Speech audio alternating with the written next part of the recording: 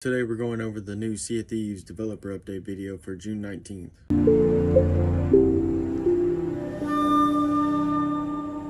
Hey everyone! So before we get into the usual updates, I wanted to reflect a little on the feedback we've seen from the recent Xbox showcase. I think it's fair to say that we saw some pretty wild speculation ahead of time, and given the scale of some of our previous showcase announcements, some expectations were set uncomfortably high. I know the introduction of the Smugglers League has generated a fair amount of questions, but I can't wait to share more on our refreshed approach to seasons. In the new Smugglers update video, you can see them focusing around Port Merrick. And there is a lot of empty buildings and locked up doors around Port Merrick, which could be a possibility. Right, let's jump back to Season 16. So our mid-season update arriving this month allows players to break the seal on Reaper's chests, releasing Order of Bone and Blade skeletons to aid them on land and on board ships at sea.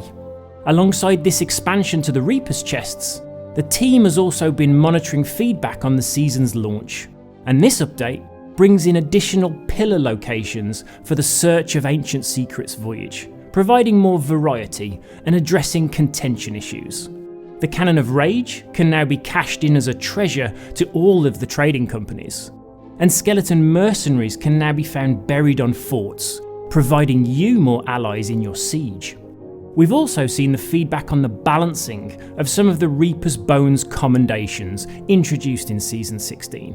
While these commendations were designed to align with the requirements set out for our other trading companies, I don't think we gave enough consideration to how these would arrive as part of a season update. Ultimately, it doesn't really matter if it works on paper. Your feedback shows that the number of items being requested is just set way too high, and we've missed the mark here. Now, I know some players have been asking for us to drop the commendation requirements here, but we're not going to do that this time. We've rebalanced commendations post-launch before, and while it does appease some players, it doesn't respect the time already spent by players who jumped into the season early.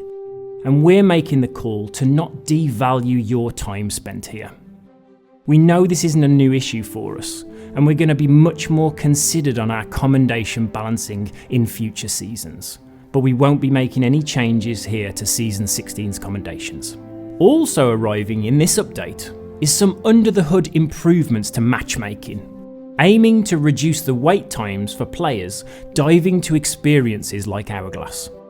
This comes in the form of cross-region matchmaking, allowing us to expand the search outside of a player's home region if a suitable match or server hasn't been found.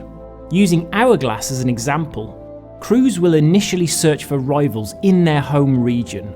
However, if a suitable match hasn't been found after a short time, then additional regions will be added to the search over time, broadening the pool of potential rivals. We'll be using network data to control each region's fallback behaviour to ensure we optimise for a good quality experience, alongside improvements to matchmaking times. With Fight Nights starting later this month, we're looking forward to seeing this new system help bring more players together for some carnage. If you haven't done any much Hourglass during the Golden Glory, Fight Nights would be a good chance to get that level up. This update also addresses the Skull of Siren Song respawn rules, provides improved profanity filtering in text chat, and further performance improvements. But you'll have to check out the release notes for all the finer details on those. On the live game side, I wanted to call out some of the priority areas the team are currently working on addressing. Strawberry beards on PlayStation 5. While we work to resolve this, if you are being affected, please raise a support ticket and our player support team can troubleshoot this with you. We're then working to mitigate the issues caused by malicious actors targeting players with spam invites. Look, give them a little golf clap. They said something about the spam invites. Let's go. We're looking into issues where players lose credit for stolen items once they've been buried. And then some players are becoming stuck, unable to unlock the Mobile Cannoneer achievement or trophy. While I've got no timelines on these fixes at the point of recording this video, these are all being worked on with urgency by the team. And then I wanted to finish up with an update on game security. May's update went after pack file usage, and as a part of the game update and following hotfix, we've now disrupted players using those game modifications. We did find that players who'd modified game settings such as field of view and sensitivity still had those modified settings remain. And as part of June's update, any of those modified settings will now be returned to default levels. Now, while our focus here has clearly been on securing our game, we have taken this as an opportunity to review the types of modifications players were using, for us to learn and better understand why players were turning to mods. Putting the exploits aside, there was a clear modification that a lot of players had been using, and we weren't really surprised, as it's one we've seen commonly requested in player feedback and as an accessibility improvement.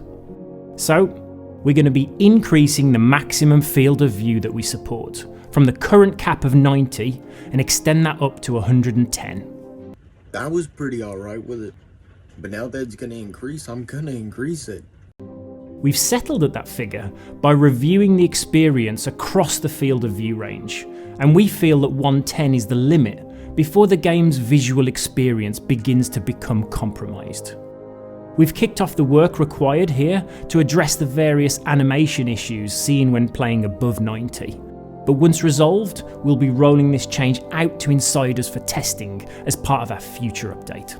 While our game health team have been busy focusing on security, performance, and recently stepping into some long-standing bugs, I'm excited that this team is now starting to stretch even further into the experience and begin working on these kind of game improvements.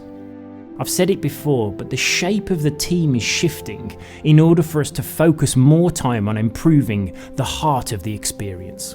But for now, let's call it there. Catch you all next time.